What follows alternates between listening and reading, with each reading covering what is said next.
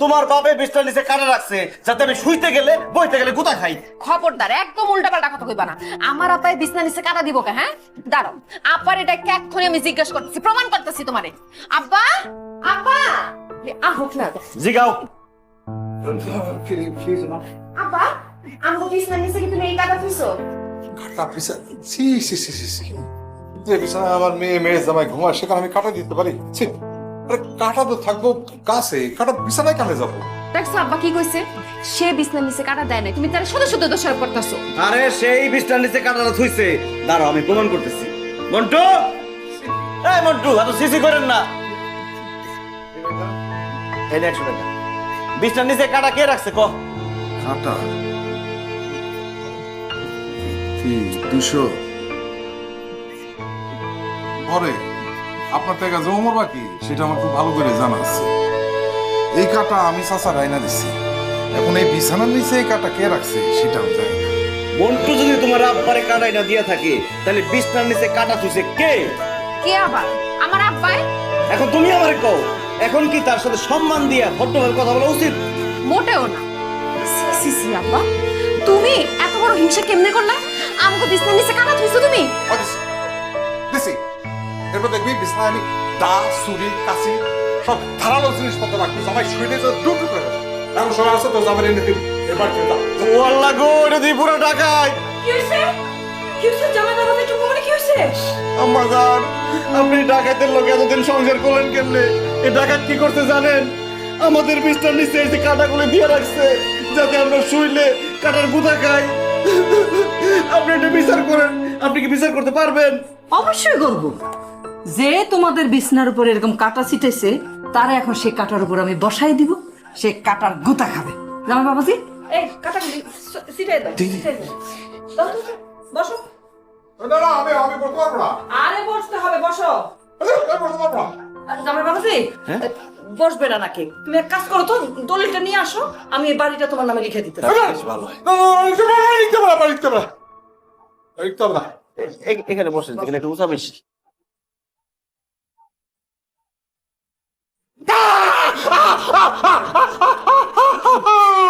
খুব ভালো হয়েছে আম্মা জান।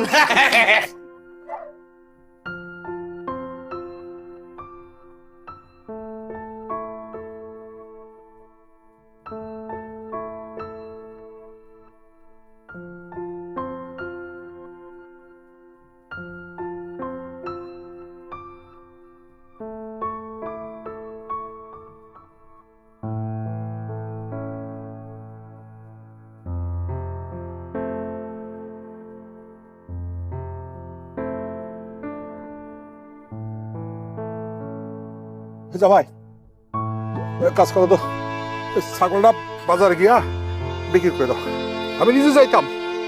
ঠিক আছে, যে দাম পাইবা সেটা আচ্ছা, অর্ধেক তোমার অর্ধেক আমার, বুঝলি?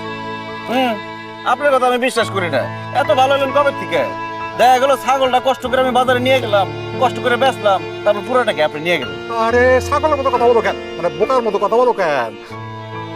ছাগল বিক্রি করার পরে টাকা কার কাছে রাখবো? তোমার কাছে।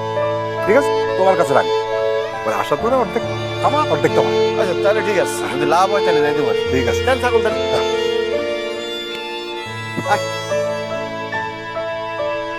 কোরবানির হাত তো ভালো দাম পাইবে, একটু বলাই নিও কেমন? এই স্যার, হ্যাঁ সত্যি করে একটা কথা বলতো, এই ছাগল আপনার তো? কি? ছাগল ছাগল কার হবে? ছাগল তো আমার। কোনো কষ্ট করে ফেলে বসে পড়ে পড়ছি, মারাও লাগতেছে।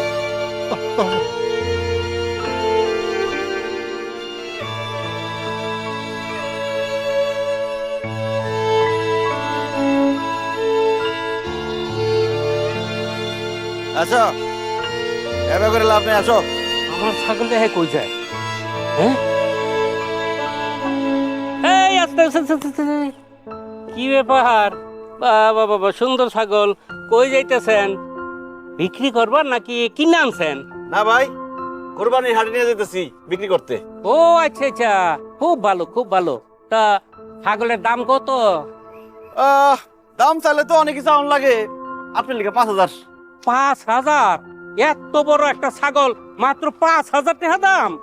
ও কম তো হইবই, চুরির মাল। এই ফালতু কথা কন কেন? চুরি করা জিনিস মানে এই ছাগল আমার শ্বশুরের ছাগল, আর আমার শ্বশুরের মানে আমার ছাগল, আর আপনি কইতেছেন চুরি করা ছাগল? আপনার চেহারা আর সাইজ দেখে মনে হইতেছে চোর আপনি মিয়া। থাপড়ে কারাপট্টি ফুটে ফেলাম, চিনো আমারে বেটা? আমার ছাগল চুরি করে বাজারে নিতে আসো বেচার লাইগা, আবার আমারই চোর। হ্যাঁ, ওরে গাইটার বাচ্চা গাইটা, তোর কত বড় সাহস! তুই আমারে থাপড়াবি? এইবার তোর কান পট্টি আমি গরম করে ফেলামু। তোরে কইলাম যে এটা আমার শ্বশুরের ছাগল, তারপর তুই আমার চোর বলস? ও বুঝছি, কোরবানির হাটে তো বিভিন্ন রকম ধান্দাবাজ থাকে, তুই তাহলে সেই ধান্দাবাজ, তাই না? আমার কাছে ধান্দাবাজি করে এই ছাগলটা নিয়ে যাবি, সেই কাজ হইব না। তার আগে তোর একদম মাইরা ফেলাম, এখান থেকে সর, নাহলে একটা ফুটবলের মতো লাত পেয়ে উড়াই দম। লাথি মারবো? আমার পাও কি শ্বশুর বাড়ি থুয়েছি নাকি? আমিও লাথি মারতে পারবো। আমার ছাগল স্যার, এই হাত স্যার করতেছি ছাড়।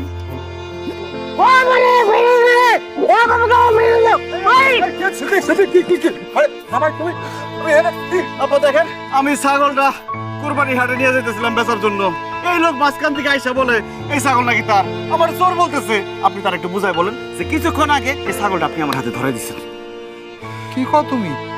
তোমার সঙ্গে গত 7 দিন আমার দেখাই হয় নাই। আমি কখন ছাগল দিলাম তোমার? তুমি কি কও?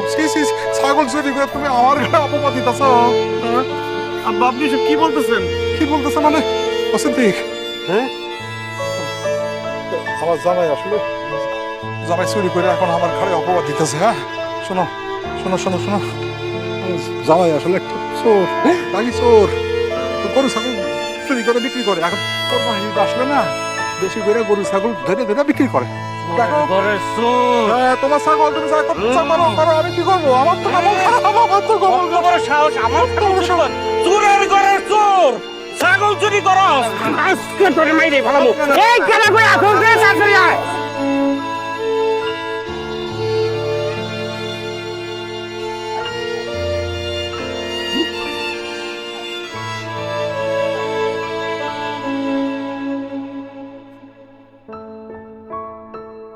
জুলেখা, এই জুলেখা, কি সমস্যা? চিৎকার করতেছো কেন? আমার রুমের তালা কেন? এই রুমটা ভাড়া দেওয়া হবে, এখনো তো ভাড়া দিতে পারি নাই, তাই এই কাগজটা লাগাই রাখছি। আমার বাড়িতে আমি যে রুমে থাকি সেই রুম ভাড়া দেওয়া হবে মানে কি? তোমার কি মাথা টাথা খারাপ হয়েছে নাকি? বাড়িটা তো আমার, আর তুমি নিজেই তো বলছো, আমরা তো কেউ কিছু বলি নাই। তুমি বলছো না যে তুমি আমার জামাইয়ের সঙ্গে একসাথে থাকবা না, তুমি আলাদা থাকবা। এখন তুমি যদি আলাদা থাকতে চাও তাহলে এই যে এই ঘরটা তোমার ভাড়া নিয়ে থাকতে হইব, আর ভাড়া হইল গিয়া 5,000 টাকা। এটা তো এমনি এমনি বলছিলাম, আমি আলাদা থাকবো কেন? আমি তোমার সাথে থাকবো।